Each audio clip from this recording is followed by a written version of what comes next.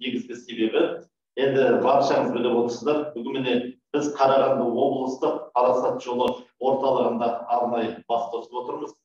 Таяуда ғана Қазақстан Республикасы сыбайлас жемқорлыққа қарсы ұлттық агенттіктің төрағасы Алик Жатқанбайұлы Шпекбаевтың тікелей ұсынысымен ұлттық кітапханада парасат жолы республикалық кеңсесі ашылған болатын.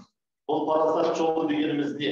Бүгін міне осы ұлттық агенттіктің жанында көптеген кеңселік жобалар іске асыруда.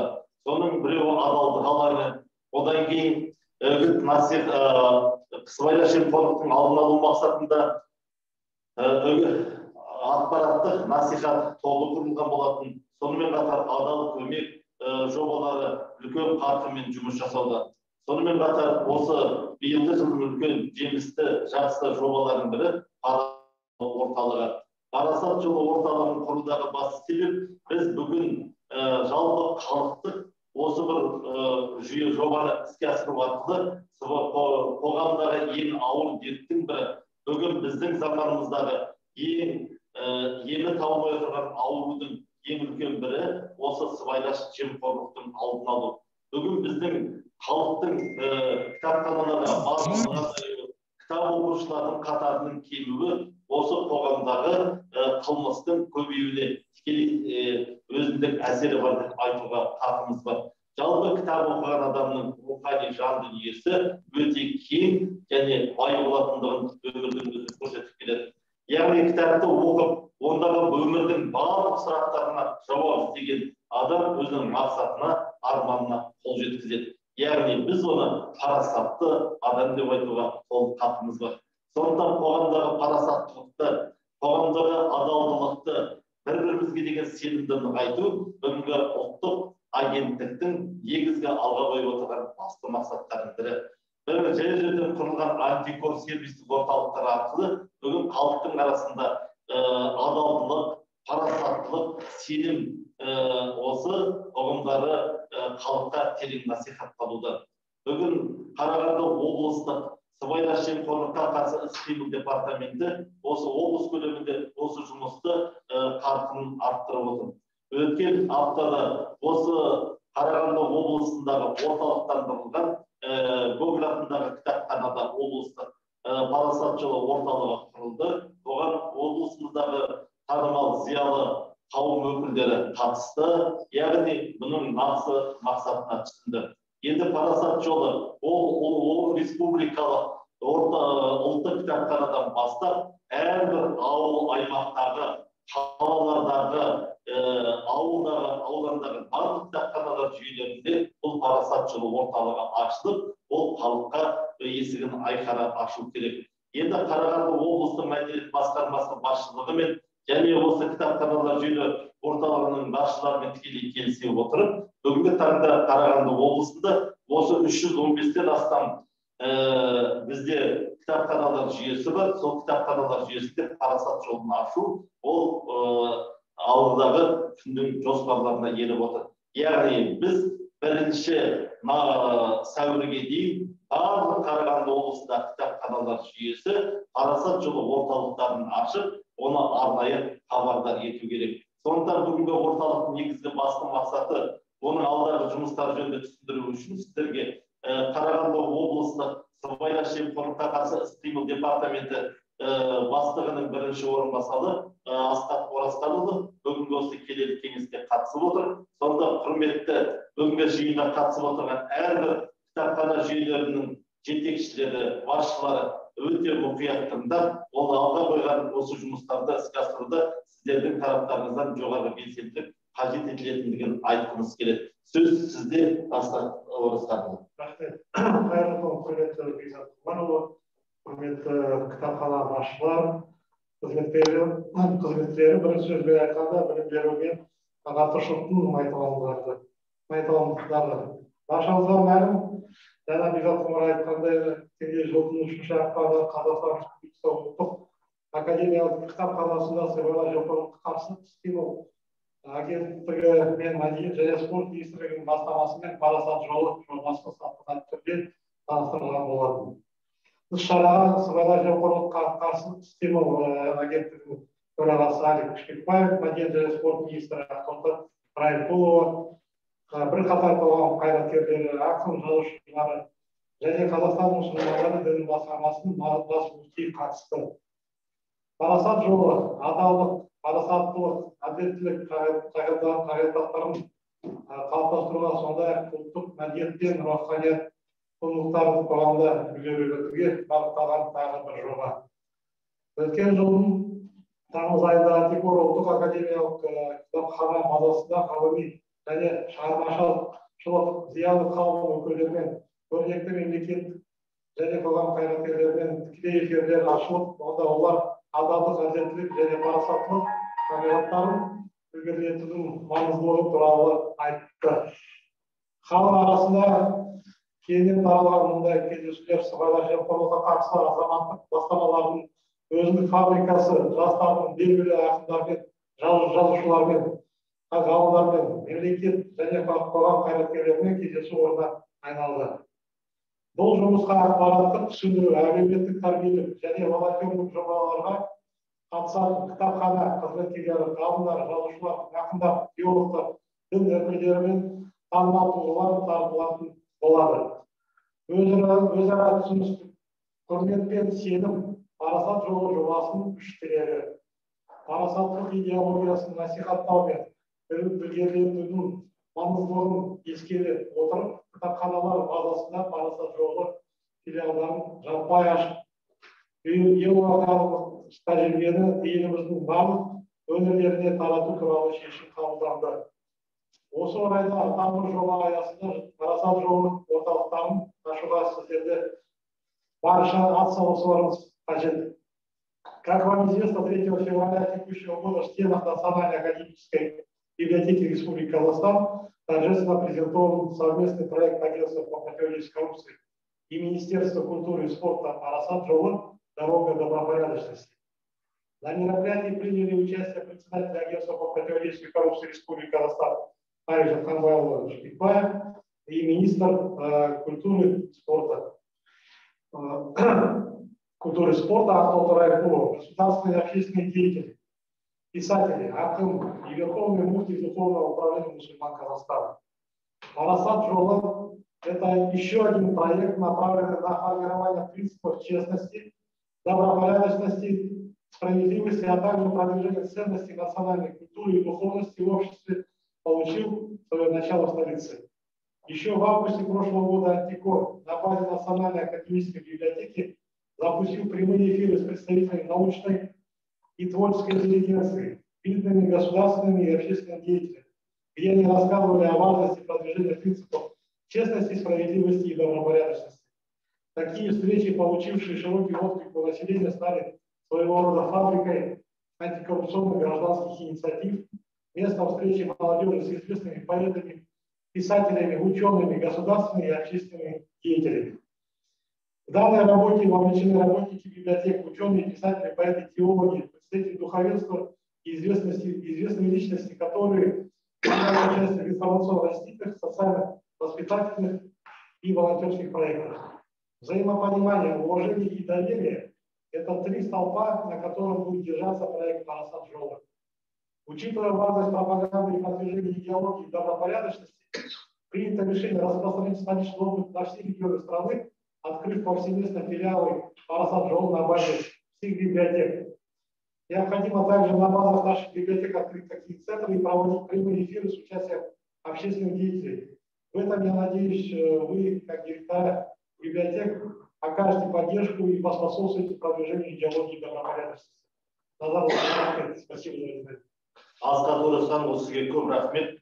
Құрметті осы Қарағанды облысындағы кітапханалар басшылары, қадірлі әріптестер, жаңа Асқат Оразханұлы өте жақсы айтты. Түсінікті тілмен барлық кітапханалар жүйелерінде, ол тіпті ауылға, он адам тұратын отделение бөлімше ма, сондағы кітапхана клуб үйлерінің барлығында парасаттылық жолы орталығы ашылу тиіс. Ол жұмыс жасау керек. Оны ашық қойып емес, сол аптасына бір рет немесе күнделікті оқырмандарды тартып отырып, сол жердегі мемлекеттік қызметкерлер, мемлекеттік органдар, бөлім басшыларын апта сайын аптасына 2 рет, 3 рет әр мекеме басшыларымен сіздердің арнайы онлайн форматта осы парасат жол орталығында өз кездесулеріңізді өткізіп, оны арнайы сілтеме арқылы жіберіп отыруларыңыз сұралады. Әрбір кітапхана жетекшісі осы парасаттылық орталығы кеңселік жобасының жетекшісі болып табылады деп есептейміз. Бүгін республикалық парасат жолы орталығы бас кеңсесінің жетекшісі болып Қазақстанға белгілі қоғам және мемлекет қайраткері жазушы Сәдібек Түгел тағайындалған болатын. Сәдібек Түгел мырза бүгінгі таңда әлеуметтік желілер арқылы, Instagram парақшасы, Facebook парақшасы, YouTube каналдар арқылы үлкен жұмысты жүргізе бастады. Яғни біздің мемлекетімізде мемлекеттік қайраткерлердің, жазушылардың, әншілерді тарта отырып бүгін парасат жолы. Ол қандай жол? Біз осы жол арқылы келешек ұрпаққа не айта аламыз, не бере аламыз деген ұғымды. Сонымен қатар, тек қана біз сонымен қатар кітап оқушылар арасында конференцияларды ұйымдастыра отырып, сондағы кейіпкерлер арқылы парасаттылық жолын насихаттауға тиіспіз. Яғни кітап оқыған адам ол өмірдің өзінде көп нәрседен жауап тауып жатады. Осы сонда кітапхананың бүгінгі адам өмірінде, адамның тәрбиесінде үлкен жол ашылады. Біздің қоғамдағы ең ауыр індет ол енді сыбайлас жемқорлық. Бүгін сыбайлас жемқорлықпен ауырмай жүрген адамның қатары өте кем. Сондықтан бірден-бір қоғамның емшісі ретінде осы қоғамдағы осы дертке бір тойтарыс бере алатын кім деген уақытта ол кітап. Кітап оқу арқылы біз өзіміздің жан жарамызды, қоғамның жарасын, ғасырдың дертін емдеуге осында үлкен жұмыс жасаймыз. Енді сіздерде сұрақ болуы мүмкін. Қарағанды облысы бойынша облыстық парасат жолы орталығы кеңсесінің жетекшісі кім деп. Біз бүгін осы Қарағанды облыстық сыбайлас жемқорлыққа қарсы іс-қимыл департамент басшыларымен тікелей келісе отырып, ол кісілердің қолдауымен осы Қарағанды облысындағы осы кітапханалар жүйесінде өзіндік мол тәжірибесі бар, және де тым көптеген жобалардың автор есебінде Дина Аманжолованы облыстық осы парасат жолы орталығының жетекшісі ретінде тағайындалып отыр. Бүгінгі сәттерден бастап сіздермен, яғни сіздермен сыбайлас жемқорлыққа қарсы іс-қимыл департаментінің арасында үлкен көпір, сонымен қатар әріптестік жұмыс жасайтын осы Дина Аманжолова ханым болмақ. Сондықтан құрметті әріптестер, біз алдағы уақытта сыбайлас жемқорлыққа қарсы іс-қимыл департамент қызметкерлерімен, сонымен қатар осының жанында қызмет жасап отырған мониторинг топтары бар, сонымен қатар адалдық алаңы қызметкерлері бар, сонымен қатар облыстық осы сыбайлас жемқорлықтың алдын алу жөніндегі ақпараттық насихат тобының қызметкерлері, мүшелері осы облыс аймағын аралаған уақытта міндетті түрде біздер осы жергілікті жерлердегі барлық кітапханалардағы парасат жолы орталықтар арқылы біз өзі арнайы кездесулерімізді өткізетін боламыз. Сондықтан біз бұрыс тұрған ауыл бұл жерде ашпай қойса бола ма деген сұрақтар туындап қалуы мүмкін. Сол орталыққа міне біздің республикамызға танымал, немесе осы біздің агенттіктің төрағасының қызметкері бар, осы кітапханаға кіріп парасат жолы орталығы қайсы деген уақытта сіздер әр нәрсені көрсете алмай ұятта қалмауларыңыз керек. Сондықтан сіздерге республикалық арнайы жоспар келіп түсті. Жоспармен Дина ханым бүгін танысып жатыр. Сол жобаның көлемінде сіздерге әрқайсыларыңызға осы республикалық парасат жолы орталығы мен Қарағанды облыстық парасат жолы орталығының арнайы жоспары берілетін болады. Сол жоспардың негізінде әрқайсыларыңыз жоспарларыңызды беруге тиіссіздер. Сондықтан бұл сіздерге қосымша қоғам алдындағы сіздердің қоғамдық жұмыстарыңыздың бір бөлшегі ретінде тапсырылады. Әрине, бүгін жұмысымыз аз еді, тағы да деген нәрселер айтылып қалуы тиіс. Сондықтан бұның барлығы бәрімізде қоғамның мүшесі ретінде қоғамдық істер атқаруға біз тиіспіз. Сондықтан қадірлі әріптестер, қазір сөздің кезегін мен осы Қарағанды облыстық парасат жолы орталығы бөлімшесінің жетекшісі өз әріптестеріңіз Дина Аманжоловаға бергім келеді. Қайырлы күн, құрметті әріптестер. Міне бүгін шыны керек үлкен жобаның басын бастап сіздермен бірлесе жұмыс атқарамыз деген ниетте отырмын. Шыны керек 2 жұма бұрын ашылған парасат жолы орталығы бүгінге дейін көптеген сұрақтардың аясында болғаны шындық. Дегенмен де мен ойлаймын, Бекзат Құмарұлы, сіздердің осы кітапханаға деген сенімдеріңіз ол жайдан жай емес. Біріншіден, кез келген кітапхана ол ашық алаң. Біз қоғамның қай адамы болсын, қай мекемесі болсын, біз ашық институт ретіндеміз. Және де барлығы тегін болғандықтан да бізге оқырмандар, бізге халық асыға келеді. Біз ол кісілердің халықтың қайтсе де алдыға қойған мақсатына жетуге өз үлесімізді қосып жатамыз. Оның барлығы біздің ашықтығымыз, ол сіздердің сенімдеріңіз. Себебі бәрі әділ, бәрі адал, ол тек кітапханада емес, бірақ дегенмен де нақты кітапханада бар дүние деп айта аламын. Сондықтан да кітапханада парасат жолын ашу ол үлкен біз үшін сенім және де үлкен абырой. Сондықтан да мен ойлаймын, біздің әріптестеріміз сіздердің осы біздің алдымызға қойып отырған мақсаттарыңыз орындауда үлкен еңбек етеді деп. Уважаемые коллеги, я думаю, что это честь для нас, что именно в библиотеках открываются центры парасат жолы, потому что именно в библиотеках любой человек, любой житель области, любой житель Казахстана или пусть это житель другой страны может получить бесплатные любые услуги. И у нас это все открыто. Мы являемся открытым общедоступным институтом для всего населения. Поэтому, я думаю, для нас не составит труда развивать данную работу. И в этом направлении мы уже сейчас работаем. На сегодняшний день, коллеги, вы знаете, что наша библиотека, являясь областным главным методическим центром, уже разработала небольшой такой баннер слайдер и выставила уже на сайте библиотеки. Я бы хотела уже в первую очередь попросить вас, чтобы на сайтах ваших библиотек также были размещены баннеры, слайдеры, вот именно, которые будут говорить, которые будут пропагандировать наши центры парасат жолы. Это вот первое. Хотелось бы, чтобы именно через этот слайдер вы показывали свою работу, вот, ежедневную, еженедельную, ежемесячную, но пусть это будет проходить в нашей библиотеке или в какой-то другой библиотеке, но об этом, обо всем мы должны говорить и распространять эту информацию, если я правильно понимаю. На сегодняшний день мы получили план республиканский, и на основе этого республиканского плана совместно с вами мы будем разрабатывать свой областной план. И я думаю, чтобы охватить все население нашей Карагандинской области в первую очередь, мы должны будем хорошенько продумать все свои ходы. Естественно, помимо сайта, мы, конечно, должны в первую очередь на сегодняшний день, то, что очень актуально, это социальные сети охватить. Охватить социальные сети, как уже Бекзат Камарович сказал, что Сарбек Тугель везде, на YouTube-канале, на Facebook и на других социальных сетях рекламирует. Также и мы должны. Но в этом плане, конечно, у нас уже есть YouTube-канал библиотеки Карагандинской области. Мы будем размещать всю информацию по центру парасат жола. Именно в этом, я думаю, на нашем YouTube-канале библиотеки Карагандинской области.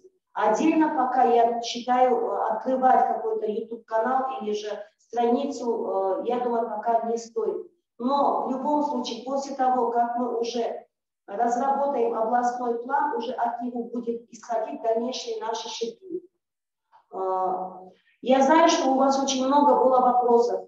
Мне звонили, меня спрашивали, как мы должны открывать и что должно быть в этих центрах. Я думаю, что до сих пор вас волнуют эти вопросы, и вот как раз-таки, пользуясь случаем, я вот хочу задать этот вопрос Аске вам, что помимо баннера и помимо мероприятий должны находиться на наших центрах.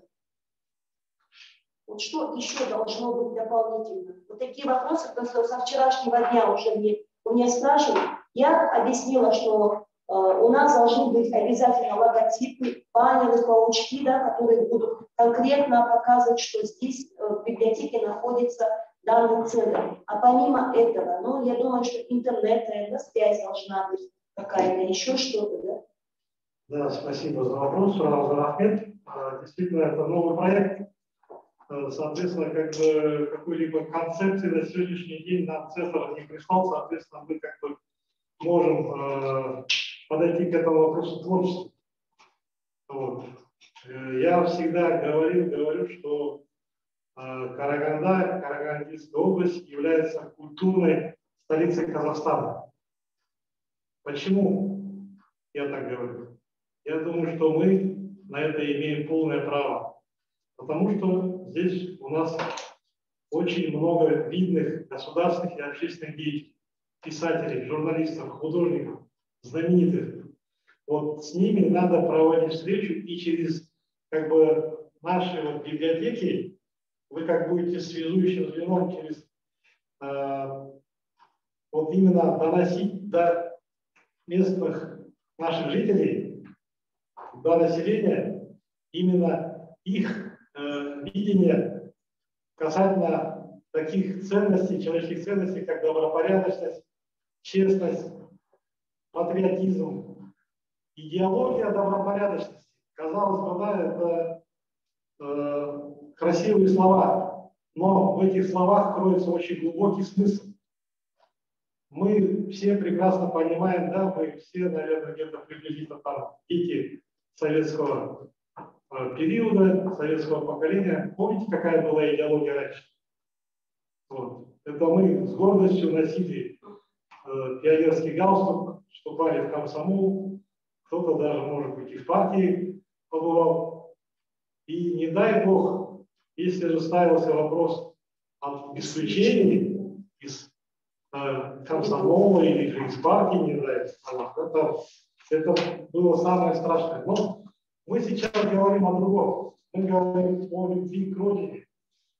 То есть мы через творческую интеллигенцию, через вас, мы хотим дальше внедрять вот эти ценности среди людей, чтобы в априори, как вы все прекрасно понимаете, патриот своей страны не может быть преступником, он не может быть коррупционером. Коррупция, вы сами прекрасно знаете, это зло не только для государства, это зло для народа, это ржавчина, которая поедает все изнутри. И, соответственно, это подрывает как имидж страны, репутацию страны, государственные интересы, экономику и, в конце концов, национальную безопасность. И вот мы через вас, вместе с вами, подключив к этой работе всю творческую интеллигенцию, мы хотели бы вот именно эту работу проводить. Вот, как для Сараканы, вот как вы только что отметили, вместе давайте составим план. Здесь как бы инициатива поощряется, соответственно, вы можете внести свои предложения, как эту работу построить. Я еще раз говорю, у нас какого-то там четкой концепции нету, соответственно, мы можем здесь, вот как вы отметили, уже эта работа уже началась в других регионах, наши коллеги уже работают, и в принципе, у кого какая фантазия, такие они строят работу. Вот. Я думаю, но мы сделаем еще лучше. Хорошо, спасибо. Еще один вопрос был задан.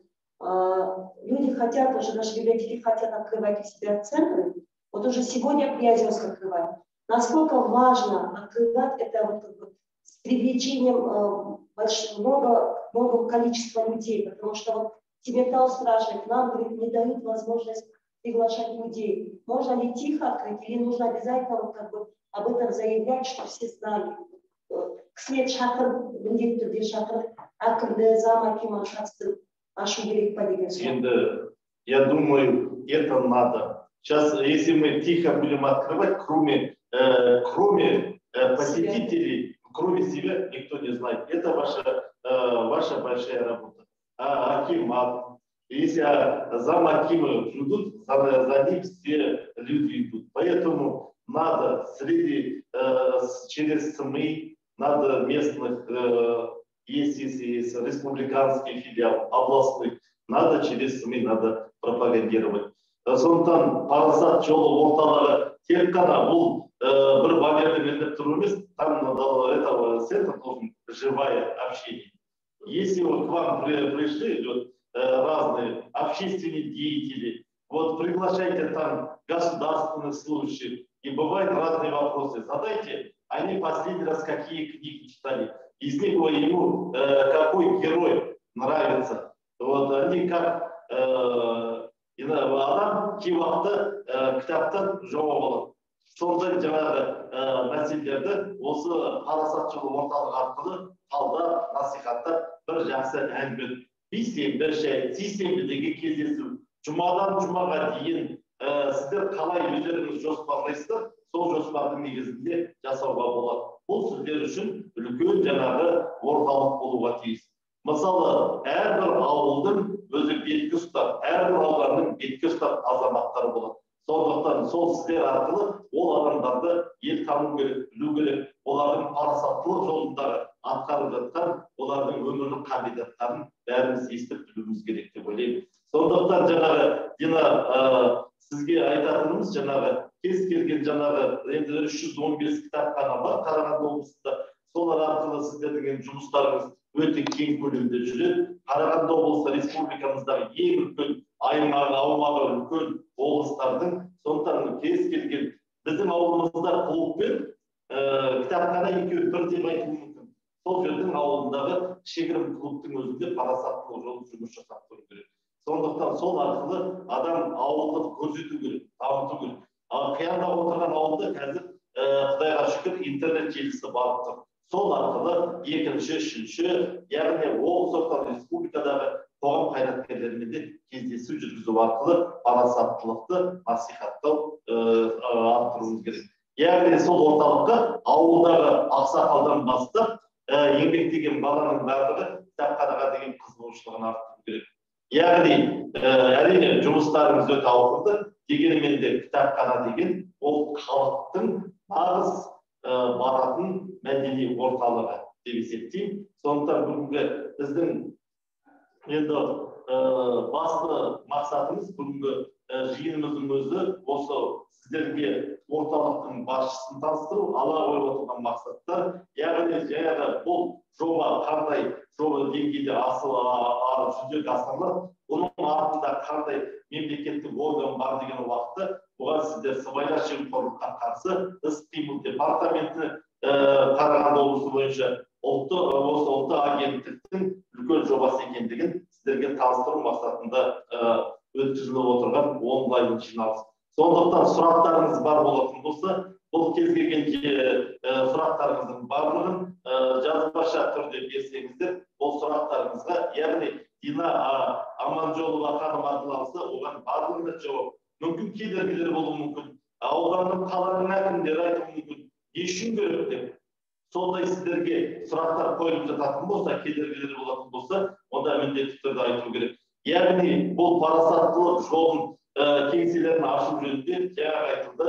Қазақстан Республикасы мәдениет және спорт министрімен сыбайлас жемқорлыққа қарсы агенттік төрағасы Шпекбаевтың арасында арнайы меморандумға қол қойылды.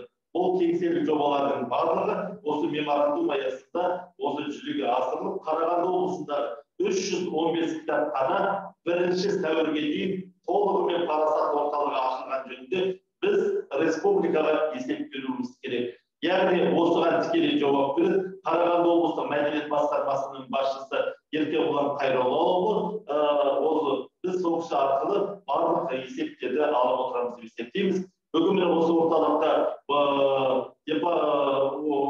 басқарма басшысының орынбасары Сәуле Оразбекқызы қатысып отыр.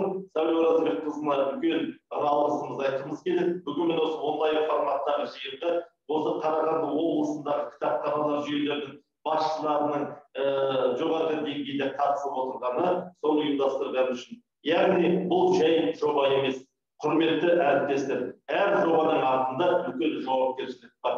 Ашық қойды, міне деп біз барған уақытта сол жерде міне бір бардермен бір жаңағы парасаттылық дегенді сіз қалай түсінесіз? Содан бастап сол жобада сіздердің шығармашылық фантазияларыңыз, ішкі жан дүниелеріңіз осы жерде жүзеге асыру керек. Яғни сіздердің осы алдағы уақытта осы әр ауылдағы парасаттылық жолы жобасы кеңсесінде кездесуге Құдай насip етсе екен деп тілеймін. Жаңағы бүгінгі онлайн форматтағы жиынымызға қатысып отырған Асхат Оразханұлына және Дина Аманжолова үлкен алғысымызды айтып, бүгінгі жиынымызды аяқтаймыз деп есептеймін. Енді сұрақтарыңызды біз осы жобаның жетекшісі Дина Аманжолова арқылы біліп жауап береміз. Рахмет сіздерге. Рахмет, сау болыңыздар. Сенімдеріңіз сақтауға тырысамыз.